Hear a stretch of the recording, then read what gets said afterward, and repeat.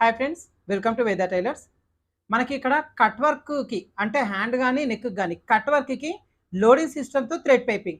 మనకి లోపల వైపు నుంచి ఖర్చు అనేది ఏమాత్రం కనిపించకుండా నీట్గా ఉంటుంది. బయట వైపు నుంచి కూడా మనకు కట్ వర్క్ షేప్కి ఈజీగా పైపింగ్ అనేది వచ్చేస్తుంది. మనకు పై వైపున కానీ లోపల వైపున కానీ ఖర్చు ఏమాత్రం కనిపించకుండా నీట్గా ఉంటుంది అనమాట. చాలా ఈజీగా చాలా సింపుల్గా స్టిచ్ చేశాను. ఒకసారి ప్రాసెస్ మొత్తం చూడండి.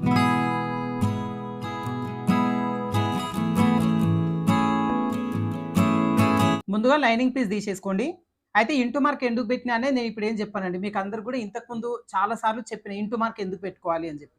సో ఇప్పుడు ఇంటూ మార్క్ ఉన్న వైపున కాకుండా లోపల వైపున వచ్చేలాగా ఒక బకరం క్యాన్వాస్ ఐరన్ చేసేసుకోండి దీనికి.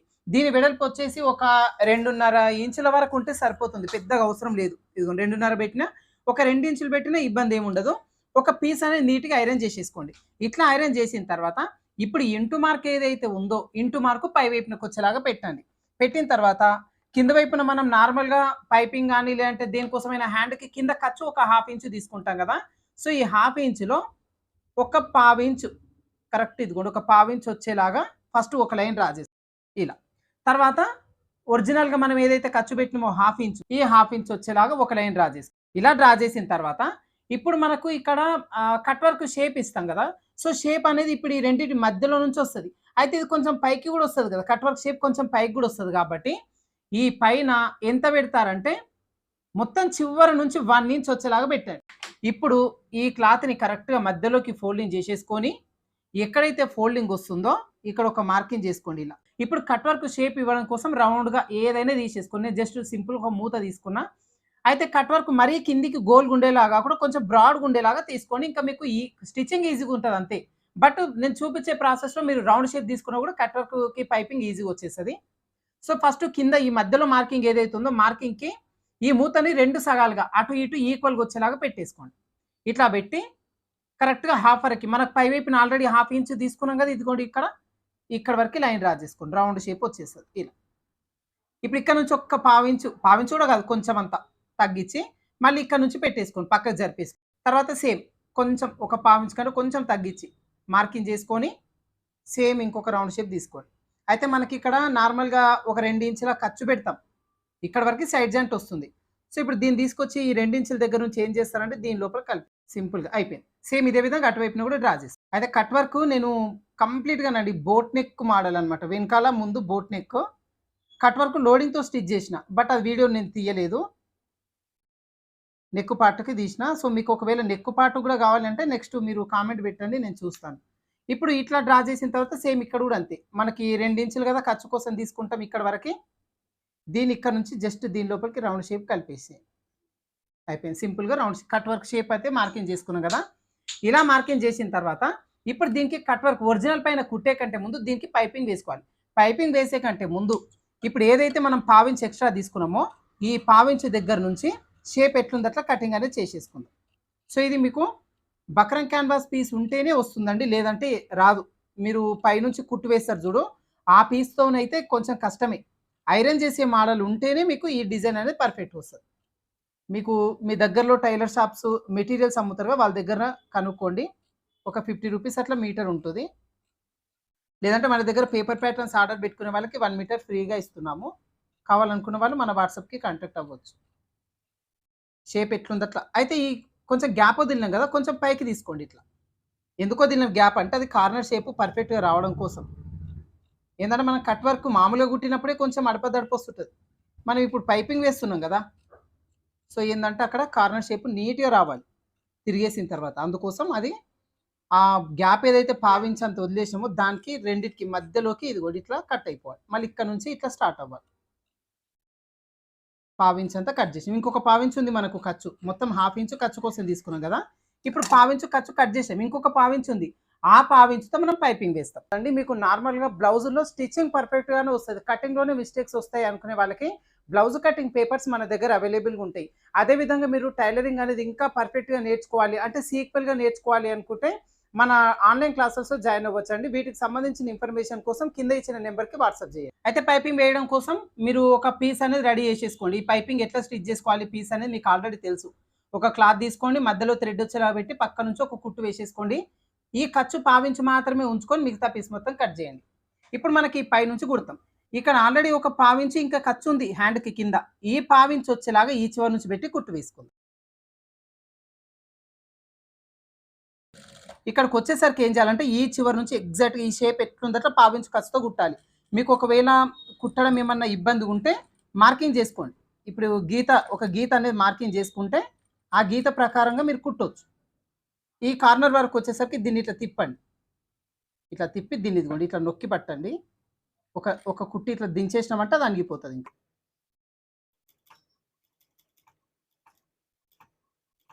ఇప్పుడు ఈ చూపించిన ఈ పద్ధతిలో మీరు నెక్ కూడా కుట్టుకోవచ్చు. డీప్ నెక్ కుట్టొచ్చు, బోట్ నెక్ కుట్టొచ్చు. ఇలా ఇక్కడ వరకు కుట్టిరు కదా, నీడిల్ పాదం పైకెత్తాలి, నీడిల్ లోపలే ఉండాలి. ఇట్లా తిప్పండి, ఒక కుట్టు వేయండి. ఇప్పుడు అణుగుతుంది, కొంచెం అణిగినట్టు ఉంటుంది. సేమ్ మళ్ళీ ఇటు వైపున జరిపేసుకొని పావించు ఖర్చు ఉండేలాగా నీట్గా నిదానంగా కుట్టండి. జాక్ మిషన్ ఉన్న వాళ్ళకైతే ఈజీ. ఏంటంటే మనకు చేత్తోని చక్రాన్ని ఆడించాల్సిన పని లేదు. అదే నార్మల్ మిషన్ ఉన్న వాళ్ళకైతే కొంచెం ఇబ్బంది ఇది కుట్టడం.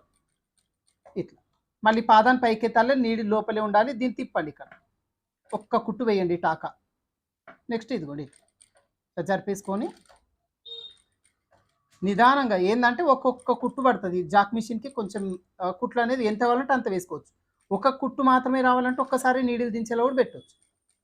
ఇక్కడ కార్నర్ వరకు మళ్ళీ పాదాన్ని పైకెత్తండి, నీడిల్ లోపలనే ఉంటుంది. ఇట్లా తిప్పండి, ఒక్క కుట్టు ఒక్కసారి అనండి, అది టాకా పడుతుంది. మళ్ళీ సేమ్ ఇదిగోండి ఇట్లా ఖర్చు మాత్రం పావించే ఉంచండి. పైపింగ్ పక్కన సిల్వర్ కలర్ ఉంది కదా ఇప్పుడు మీకు వీడియోలో కనిపించేది, పావించే ఉంచండి. ఎక్కువ ఉంచితే కూడా మీకు అక్కడ ఇబ్బంది ఉంటుంది కుట్టడం.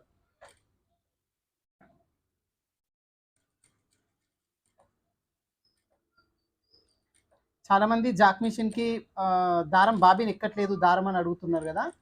అది ఎందుకు ఎక్కట్లేదు అనేది నేను నిన్నటి వీడియోలో చూపించినండి. ఒకసారి నిన్నటి వీడియో చూడని వాళ్ళు ఉంటే చూడండి. జాక్ మిషన్కి చిన్న చిన్న ప్రాబ్లమ్స్ని మనం ఎట్లా సరి చేసుకోవచ్చు అనేది చూపించిన. ఇట్లా ఇప్పుడు ఇక్కడ నుంచి చివరి వరకు సింపుల్గా అయిపోతుందండి ఇది. ఇలా కుట్టిన తర్వాత ఏం చేయాలంటే ఇప్పుడు కార్నర్ షేప్ ఉంది, ఈ కార్నర్ షేప్కి కట్స్ పెట్టాలి. కార్నర్ షేపే కాకుండా కట్ వర్క్ మొత్తానికి కట్స్ పెట్టాలి. ఇదిగోండి ఇప్పుడు మినీ సీజర్ తీసుకుంటాను నేను. మినీ సీజర్తో మనకి కట్స్ చాలా నీట్గా వస్తాయి. స్ట్రేట్గా ఉన్న పార్ట్కి అవసరం లేదు, ఏదైతే రౌండ్ తిరుగుతుందో ఈ ప్లేస్కి ఇట్లా. అయితే ఈ కార్నర్ని మాత్రం కొంచెం కట్ చేయండి. దీన్ని ఇది మన కుట్లలో కడ్డం వస్తుంది, ఈ పీస్ కట్ చేయండి ఇట్లా. ఈ కార్నర్ దగ్గర కూడా ఇదిగోండి ఇట్లా ఇట్లా కట్ చేయాలి. ఇదిగోండి కార్నర్ వరకు ఇట్లా కట్ చేయాలి. ఇంకా ఈ పీస్ కూడా అంతే, ఇదిగోండి ఇట్లా రౌండ్ తిరిగే మొత్తం కూడా మంచిగా అన్ని పీసులు ఈ లైనింగు పైపింగు ఏవైతున్నాయి ఇవన్నిటిని కలుపుకొని దగ్గరకు వచ్చేలాగా కట్స్ పెట్టండి. ఈ కార్నర్ దగ్గర మాత్రం ఇట్లా పెట్టండి. ఇంకా దీన్ని కట్ చేయాలి. కట్ చేయకుండా పర్లేదు, ఇట్లా పెట్టి కుట్టవచ్చు.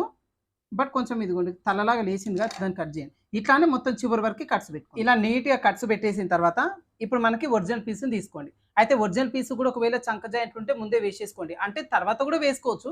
బట్ వేసేసుకుంటే స్టిచ్ చేసిన తర్వాత చుట్టూ కుట్టు వేసుకుంటే సరిపోతుంది. ఇప్పుడు మనకి పైపింగ్ వేసిన ఖర్చు అంతా పై వైపునకు వచ్చేలాగా పెట్టి దీనిపైన ఈ పీస్ పెట్టండి. ఇది కూడా అంతే, రాంగ్ సైడ్ పై వైపునకు ఉంటుంది, రైట్ సైడ్ కింద వైపునకు ఉంటుంది. చూడండి, రైట్ సైడ్ అనేది ఒరిజినల్ అనేది లైనింగ్ పైన ఉండాలి, ఏది మనకి కనిపించే వైపున.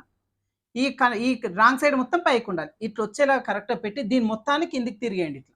ఇట్లా తిరిగేసి ఇప్పుడు దీనికి మనం పై నుంచి మళ్ళీ కుట్టు వేసుకుంటాం.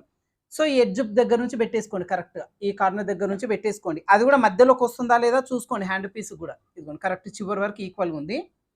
ఇక్కడ నుంచి కుట్టేటప్పుడు మనకు ఆల్రెడీ ఒక కుట్టు వేసినాం. ఇక్కడ నేను వైట్ కలర్ దారం పెట్టిన, పైపింగ్ వైట్ ఉంది కాబట్టి వైట్ పెట్టిన. ఏదైతే కుట్టు ఉందో అదే కుట్టు పైన మళ్ళీ కుట్టు వేసుకోవచ్చు. ఇదిగోండి ఇట్లా. అయితే కుట్టు వేసేటప్పుడు కింద వైపున పైపింగ్ ఖర్చు ఉంటుంది కదా, అది లోపలికి వెళ్ళకుండా చూసుకోండి. ఇట్లా కొంచెం చూసుకున్నామంటే సరిపోతుంది.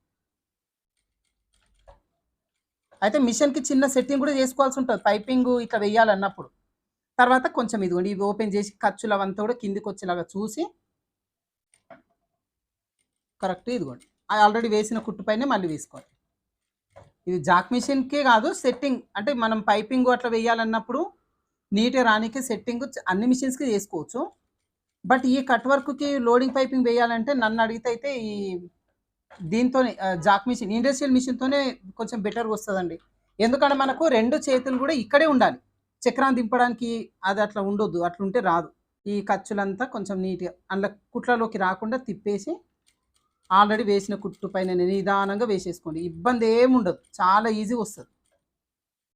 మళ్ళీ దీనికి డబల్ స్టిచ్ అట్లాంటివి ఏమి అవసరం ఉండవు. ఆల్రెడీ దీనిపైన 2 కుట్లు పడుతున్నాయి. ఏదైతే ఉందో ఇది ఆల్రెడీ వేసిన కుట్టు దానిపైన వేయండి. ఖర్చులన్నీ లోపలికెళ్తాయి ఇవి. కొంచెం బయటికొచ్చేలాగా చూసుకోండి. అయితే ఒకవేళ మీకు ఇదంతా వద్దన్న ఈ లోడింగ్ సిస్టమ్ ఏమొద్దు. నార్మల్‌గానే వేసుకుంటాము అనుకుంటే మన ఛానల్‌లో వీడియో ఉంది చూడండి. రీసెంట్‌గానే ఒక 2, 3 వీడియోస్ కింద ఉంటది. కట్ వర్క్ దానికి పైపింగ్ మనం లోడింగ్ గాకుండా నార్మల్‌గా ఎట్లేసుకోవాలి అని చూపించిన. అది ఇంకా ఈజీ. అంటే ఆల్రెడీ కుట్టిన జాకెట్ కూడా వేసుకోవచ్చు.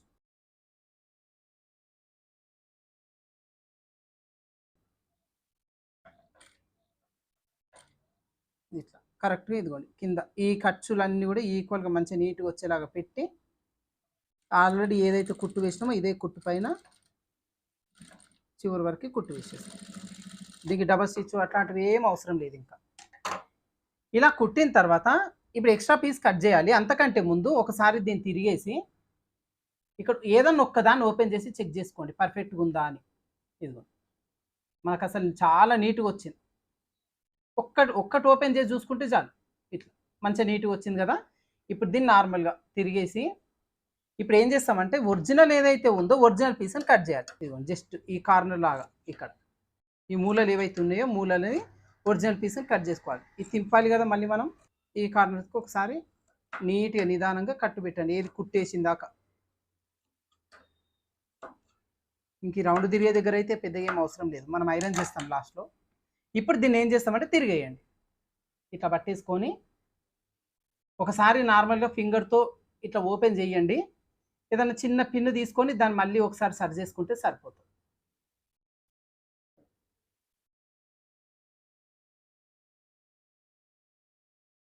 చాలా సింపుల్ అండి. మీ దగ్గర జస్ట్ బక్రం క్యాన్వాస్ ఉంటే చాలు ఈజీగా వేసుకోవచ్చు. ఇప్పుడు ఇట్లా ఇట్లా వచ్చింది కదా! ఇప్పుడు దీన్ని ఏం చేయాలంటే ఒక చిన్న పిన్ను తీసుకొని నీట్‌గా సరి చేసుకోవాలి. సో నేనైతే ఇదిగోండి ఈ పిన్ ఇది మనకి నార్మల్‌గా ఓవర్‌లాక్ మిషన్‌కి వస్తదనమాట దారం ఎక్కియడం కోసం. ఒక బాబిన్ గాని చిన్న తాళం చెయ్యి ఉంటదిగా గోల్‌గా ఉండేది.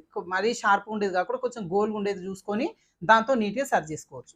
ఇప్పుడు దీన్ని లోపల నుంచి పెట్టి కార్నర్ షేప్ ఉంది గదా! ఈ షేప్‌ని కొంచెం ఇదిగోండి ఇట్లా. కొంచెం నీట్‌గా సరి చేసుకోండి ఇట్లా. మళ్ళీ ఈ మూలను ఎట్లా అనాలనేది నేను మళ్ళీ చూపిస్తానిప్పుడు. జస్ట్ ఈ రౌండ్ షేప్స్ ఉన్నాయి గదా! ఇట్లా. రౌండ్ మూలలాగా వస్తది ఒక్కో దగ్గర. అవి ఇట్లా రౌండ్ షేప్ వచ్చేలాగా ఇట్లా నిదానంగా ప్రెస్ చేసుకోండి. మరీ ఎక్కువ కూడా ప్రెస్ చేయొద్దు. మనకు పైపింగ్ అనేది బయటికి విజిబుల్ అవుతే చాలు. మరీ గట్టిగా నొక్కితే ఏమవుతదంటే అది హోల్ పడిపోతది క్లాత్‌కి. మళ్ళీ అదంతా తలకాయ నొప్పి. విప్పి మళ్ళీ కుట్టాలి. అంతే. జస్ట్ సింపుల్‌గా. ఇంకోటి ఇప్పుడు ఈ కార్నర్స్ ఉన్నాయి గదా! ఈ కార్నర్‌ని మనం ఏం చేస్తామంటే ఇట్లా. ఇదిగోండి. ఇప్పుడు ఇది ముడతలా ఉంది గదా! ఇట్లా బట్టి తిప్పాలి. ఒక్కసారి అన్నీ గూడా. ఇట్లా. ఇదొకసారి తిప్పేస్తే మనకేమవుతదంటే ఇదంతా గూడా కొంచెం కార్నర్స్ అన్నీ నీట్‌గా అయితాయి. ఇప్పుడు దీన్ని ఏం చేస్తామంటే ఇట్లానే పెట్టి ఒకసారి దీనిపైన లైట్‌గా ఐరన్ చేస్తాను. చూడండి ఒకసారి తమాషా.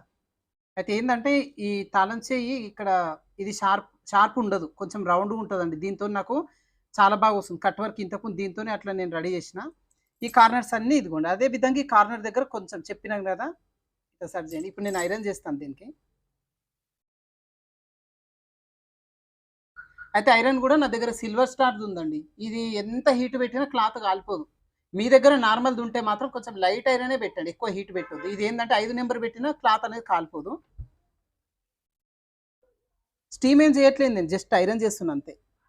స్టీమ్ చేస్తే ఇంకా బెటర్. బట్ నేను బ్లౌజ్ అంతా కుట్టినాక లాస్ట్‌లో స్టీమ్ చేస్తా.